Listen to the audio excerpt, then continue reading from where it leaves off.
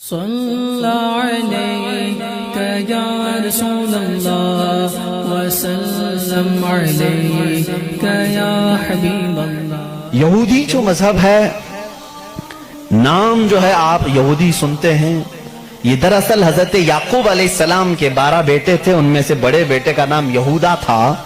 یعقوب علیہ السلام نبی ہیں اللہ کے، جن کا نام عبرانی زبان میں اسرائیل ہے، اسرائیل۔ ان کے بیٹوں کو بنی اسرائیل کہتے ہیں۔ وہ 12 بیٹے تھے یعقوب علیہ السلام کے، انہی میں سے ایک بڑے بیٹے یہودا تھے، یا بیچ میں کوئی ایک بیٹے کا نام یہودا تھا۔ اسی نام سے جو بھی بنی اسرائیل ہوتا اسے یہودی کہا جانے لگا۔ یہودی ایک قوم کا نام ہو گیا، وہ اب اس کو انگلش میں جیوز کہتے ہیں آج۔ جیوز یہ دنیا کی شریر قوم ہے، بڑی شریر قوم ہے۔ پہلے یہ لوگوں نے نبیوں کا قتل کیا ہے۔ ان کے بارے میں کیونکہ میں وہی باتیں کر رہا ہوں جو قرآن کہہ رہا ہے۔ اگر آپ کہیں گے بہت کٹر پنتھی ہو جائے گی تو پھر قرآن کو بھی بند کرنا پڑے گا۔ قرآن کہتا ہے یقتلون النبیین بغیر حق، یہ ناحق نبیوں کا قتل کرتے تھے۔ جب قرآن ان کی باتیں بیان کر رہا ہے تو میں کیوں نہ بیان کروں؟ یہ شریر قوم تھے، حق بات کو کبھی تسلیم نہیں کرتے تھے۔ بہرحال زکریا علیہ السلام کے قاتل یہ ہیں، یحییٰ علیہ السلام کے قاتل یہ ہیں، اور عیسیٰ علیہ السلام کو سولی پر چڑھانے کے سارے بندوبست انہی نے کیا۔ یہ بات مجھ سے نہیں، عیسائیوں سے جا کے پوچھ لو، ان سے پوچھنا جیزس کو کون سولی پر چڑھایا تھا، جبکہ ہمارا عقیدہ ہے کہ عیسیٰ علیہ السلام کو سولی نہیں دی گئی۔ ہمارا عقیدہ قرآن سے ثابت ہے، اس پر میں بعد میں گفتگو کرتا ہوں۔ لیکن یہ یہودی قوم بڑی پرانی ہے، یعقوب علیہ السلام سے چل رہی ہے، ٹھیک ہے، کافی پرانی۔ یہ مانتے کس کتاب کو؟ کسی بھی دین کو، کسی بھی مذہب سے ہم کو اگر بات کرنا ہے تو اس کی جو مقدس کتاب ہے اسی سے بات کرنا۔ میں بھی انہی سے بات کروں گا، ہوائی فائرنگ نہیں۔ جو مقدس کتاب تمہارے نزدیک ہے اسی کی باتیں اگر میں رکھتا ہوں۔ یہاں محفل میں اتنا وقت نہیں ہوتا، تھوڑی تھوڑی جھلکیاں میں دے کر کے جاؤں گا تاکہ جو ریسرچ اسکالر ہیں وہ اس کو آگے بڑھائیں اور پھر اپنی تحقیق سے لوگوں کے سامنے یہ باتوں کو لائیں۔ یہودی قوم جس کتاب کو مقدس مانتی ہے وہ تورات ہے، جو موسیٰ علیہ السلام پر نازل ہوئی، اور زبور ہے جو حضرت داؤد علیہ السلام پر نازل ہوئی۔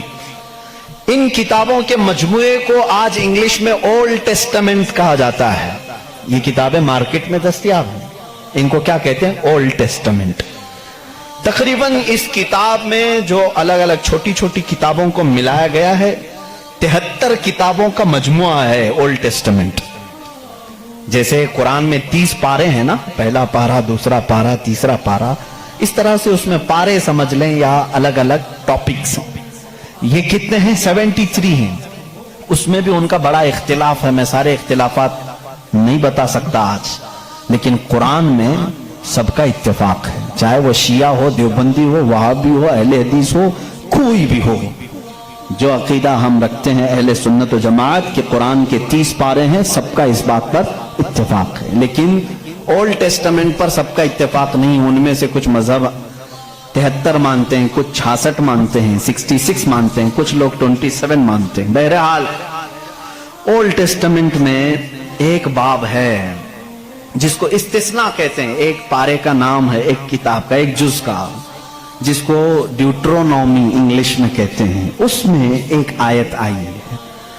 آیت ظاہر سی بات ہے اللہ کی ہے، آیت اللہ کی ہے اور موسیٰ علیہ السلام پر نازل ہو رہی ہے۔ اللہ تعالیٰ فرما رہا ہے اے موسیٰ، میں تمہارے بعد تمہارے بھائیوں میں، بھائیوں سے مراد نبیوں میں، ایک ایسا نبی بھیجوں گا جو تمہاری طرح سے ہوگا، تمہاری طرح سے ہوگا، لیکن میں اس کے منہ میں اپنی زبان رکھ دوں گا۔ اور دوسری آیت آتی ہے کہ وہ فاران کی چوٹیوں سے چمکے گا۔ یہ فاران کیا ہے؟ یہ فاران کی چوٹیاں کہتے ہیں مکہ مکرمہ میں جو اب پہاڑ ہے، جبل کعبہ جو خانہ کعبہ کے قریب، انہوں نے اس کو سب ختم کر دیا، آج وہاں پر بادشاہوں کے محلات بنے ہوئے ہیں۔ وہاں فاران کی چوٹیاں کہا جاتا تھا کہ وہ مکہ کا ایک پہاڑ ہے، اور مقدس کتاب اولڈ ٹیسٹمنٹ میں کہا جا رہا ہے کہ وہ چمکے گا کہاں سے؟ فاران کی چوٹیوں سے۔ اب میں اس کی طرف آتا ہوں۔ بیچارے عیسائی کہنے لگے کہ یہ جو بشارت آئی ہے موسیٰ علیہ السلام کو، اس سے مراد ہمارے نبی عیسیٰ علیہ السلام ہیں۔ یہ منہ میاں مٹھو بنتے ہیں۔ اس طور پر اللہ نے کیا فرمایا؟ اے موسیٰ میں تمہاری ہی طرح ایک رسول بھیجوں گا۔ تمہاری ہی طرح سے مراد کیا ہے؟ عیسیٰ علیہ السلام موسیٰ علیہ السلام کی طرح بالکل نہیں تھے، کیونکہ موسیٰ علیہ السلام کی ماں بھی تھے، باپ بھی تھے۔ عیسیٰ علیہ السلام کی صرف ماں ہے اور باپ نہیں ہے۔ اگر ماں اور باپ والا کوئی رسول ہے تو وہ محمد عربی صلی اللہ علیہ وسلم، میرے آقا کی ماں بھی ہیں، باپ بھی ہیں۔ موسیٰ علیہ السلام کی طرح عیسیٰ علیہ السلام نہیں ہو سکتے۔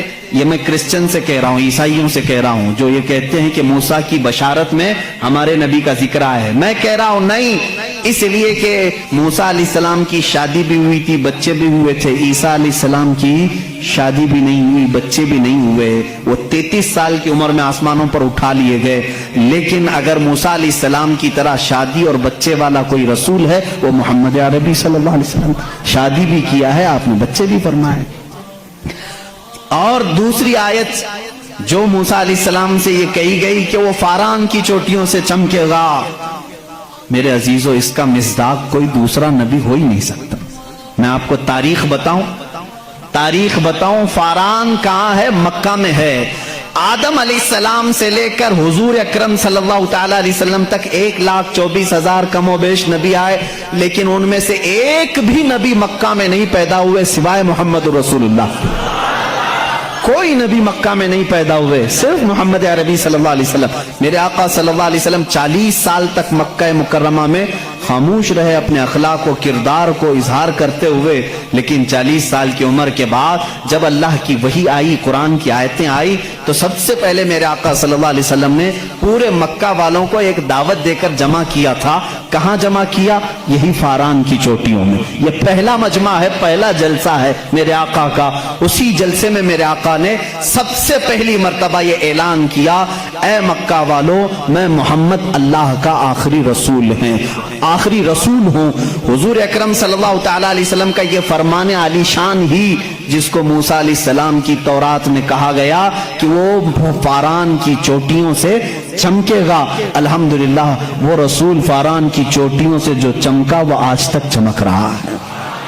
چمک تجھ سے پاتے ہیں سب پانے والے، میرا دل بھی چمکا دے چمکانے والے، برستا نہیں دیکھ کر ابر رحمت، بدوں پر بھی برسا دے برسانے والے۔ یا رسول اللہ میں مجرم ہوں آقا، مجھے ساتھ لے لو کہ رستے میں ہیں جا بجا تھانے والے ہیں، ہمارے تو روڈ پر ہی ہیں۔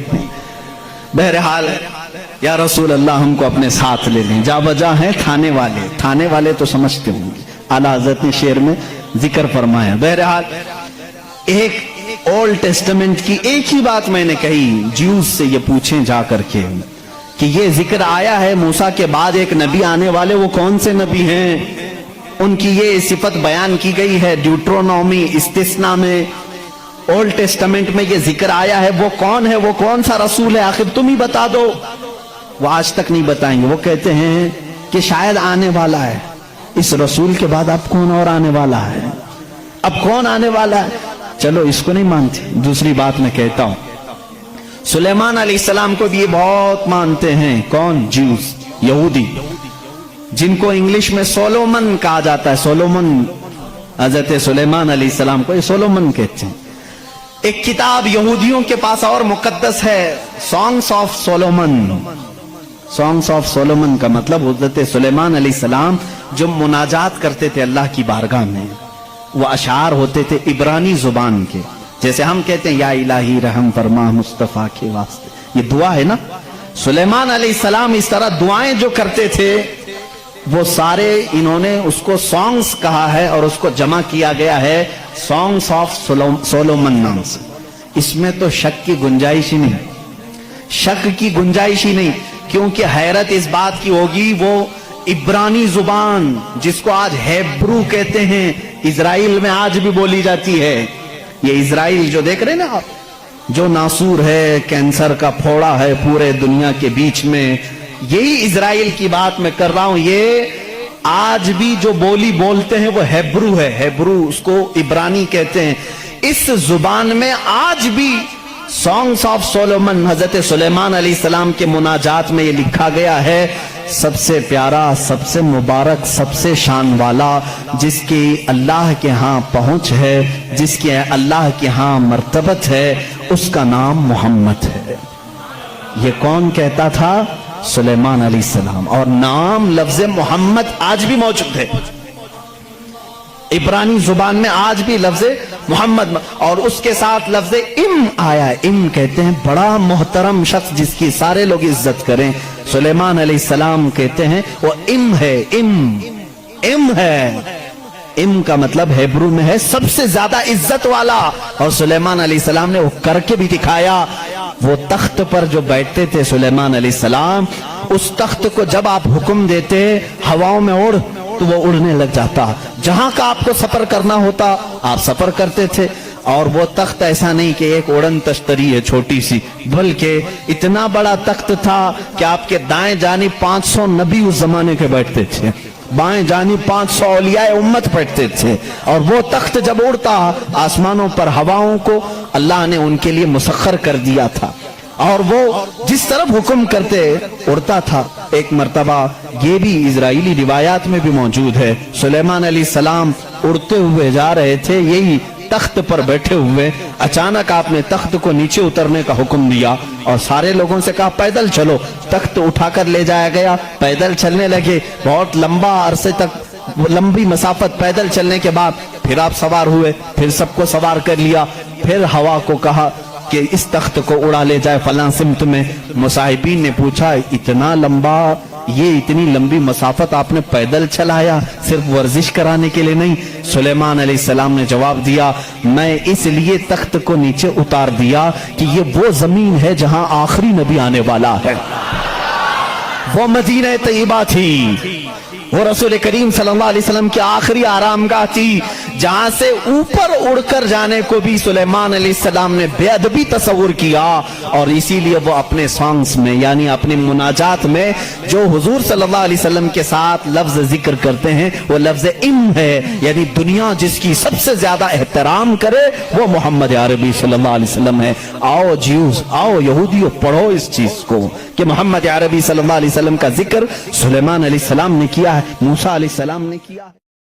کس کی مجال ہے جو نظر بھی ملا سکے، دربار مصطفیٰ میں، دربار مصطفیٰ میں ٹھکانہ رضا کا ہے.